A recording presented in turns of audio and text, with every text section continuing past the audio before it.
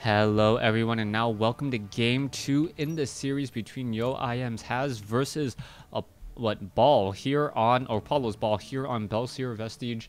This is game 2 in the series as Apollo has taken a 1-0 lead in this 2-game set. Now, yes, it is a 2-game set, not a best of 3 2-game set, meaning whoever, if you win 2-0, then that you just earn that many more points over your opponent. I guess technically if you win 2-0, you win 3 points to your opponent's 0. If you split the series at 1 game apiece, well, each of you guys get to walk home with 1 point. Now, the previous game, I was really curious as to what Has did with that proxy pylon. Or not a proxy pylon, more of a hidden pylon outside of his base. Ball was forced to play a little bit more defensively, and by the looks of the amount of gas, everything was really screaming proxy Stargate play. So Ball really played into that. You saw him with the Widow Mine close to his minerals, and he thought to himself, you know what, even if that Oracle flies by, because SCVs have 45 hit points as opposed to 40, if a lot of SCVs take a lot of splash damage, it's okay. I will still have my SCVs. When I train up my medevacs, they can repair, or I can send an SCV to auto repair and get back all those units up to full. Now, coming across here, we are going to see Has opening up with an assimilator and a gateway.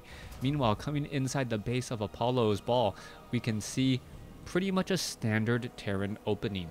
Barracks and a refinery.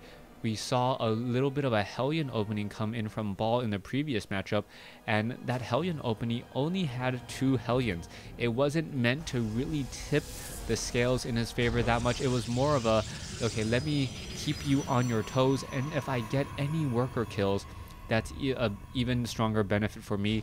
Ball actually came out ahead, getting 6 probe kills, losing 2 Hellions, coming out with 100 resources ahead, and also the fact that he did not have to, or the loss in workers and the loss in mining time. Coming back around, this time has really gone for a proxy pylon, and this does look like a proxy Stargate. This time around, we can see 3 workers on each of the assimilators, and coming around here, as you can see, that has a proxy pylon here and a 3rd one here. I don't quite know what to make of this, but I'm pretty sure that Ball could easily scout this out. The probe has made its way over. It's going to wait for the resources and then place down that Stargate. There it is. There's that Stargate, and we are going to see a proxy Stargate with oracles. Now, the Oracle is perhaps one of the most interesting flying harassment units in StarCraft 2. The reason being is the Oracle shares a lot of similarities with the Banshee, but being significantly different than the Banshee. You can take a look. There is that pylon. He didn't actually scout out the Stargate, though, so that is a bit of a concern. And what are we going to have here? You can see Ball already just training up a whole bunch of Marines and keeping the reactor on the barracks. Still no Widow Mine, though, which does come as a bit of a surprise, as the Widow Mine would instantly shut down any Oracle play. Coming across over here, there's the Widow Mine. Now you can see a whole bunch of Marines being trained. If the Widow Mine positions itself right here or right here, that would nearly be perfect to intercept an Oracle as it's coming in. You can take a look. There is where that Oracle will trying to fly, or trying to fly itself, as there is a Stalker already here standing on top of this. Oh, there is the burrow, and it looks as though, yes, it will in fact burrow in time, but this is just going to open up the fact that the Oracle will be coming in. It does have only 53 energy, and if it activates that pulsar beam right now, it's already down to 27, 26, taking down a lot of workers, though, up to 3, and now needing to back off, and with that, it is not going to be able to engage again.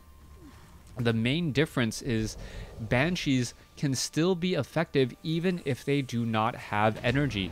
Unlike Oracles, if the Oracle loses all of its energy, it just essentially becomes a very fast flying observer that doesn't have detection. It can move around the map, and it waits until it has about 50 energy again before it tries and activates the pulsar beam. Activating that pulsar beam does require an immediate 25 energy, and then it drains 1.4 energy per second. come back around, we are going to see the medevac look to perhaps afterburner in or boost in here once more. But does have his mothership core here. And if he activates the, yes, there is the activation, and the Widow Mine looks like it will burrow in time. And oh, what exactly was that? I don't know. The Widow Mine getting a quick 5 kills. That was a huge play there, and that Widow Mine is still there. The Oracle now needs to come back over. It will do a reveal in just a second. Meanwhile, the Widow Mine does have another 14 seconds to go. Where is that revelation? Oh, it's backing off. He may actually feel that, nope, the Observer was able to make its way over in time. All right, so an Observer acting as the detector instead of the Oracle, as a Stalker decides not to hunt down a medevac for some strange reason. We are now going to 2 bases on each side. Ball setting up Siege Tank and Marines on the high ground here, should be able to shell shock many Stalkers before they get within range. Meanwhile, Has leaving this Stargate here, even though that Oracle has not done very much. He just wants to cut his losses. A lot of times, players, not so good players out there, I'm talking about even low masters and diamond, they'll get that Stargate and then they'll go, okay, I built this Stargate, I might as well use it.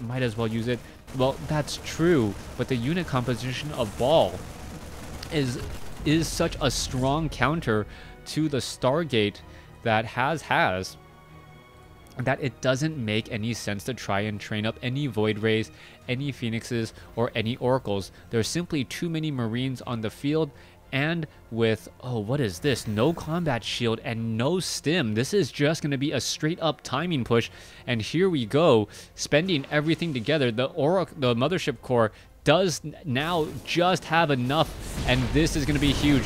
Just enough time, and that Nexus, oh, out of range. This is huge here. The Siege Tanks unable to engage, and this is going to buy plenty of time for Has to just train up more units. This is exactly what Ball was afraid of. That super 13 long range on that Nexus, and there is that scanner sweep there. All right, SCV, what is he going to do? SCV is just actually going to walk in here, take a little bit of damage, and then walk back out. Now we can see a proxy pylon has come into play, and with this, Ball is forced to retreat all the way back home. He knows that even 1 or 2 rounds of Warpins while his army is away can spell excuse me, absolute doom and terror. Let's take a look at this. Colossus, now with 1-0 upgrades, has definitely, has, I guess, the upgrade advantage compared to the 0-0 Siege Tanks and Marines. We saw in the previous game that Has did not have that upgrade advantage, 1-0 upgrades compared to the 2-2 upgraded bio, and how much of a difference it made in all of those fights. Ball able to macro up a much larger army and just trade much more efficiently as well. Once Ball had his economic advantage or economic stability and had a small couple of engagements where he was able to trade very efficiently, he just came out ahead. And now we're just going to see Marines doing target practice onto a Stargate. It looks like it will get taken down. No problems whatsoever there. Observer in the air. Stim has been started. Combat shield not yet done. And I don't quite know what to make of this. Meanwhile, Has getting level 2 weapons upgrade, also going into extended thermal lance.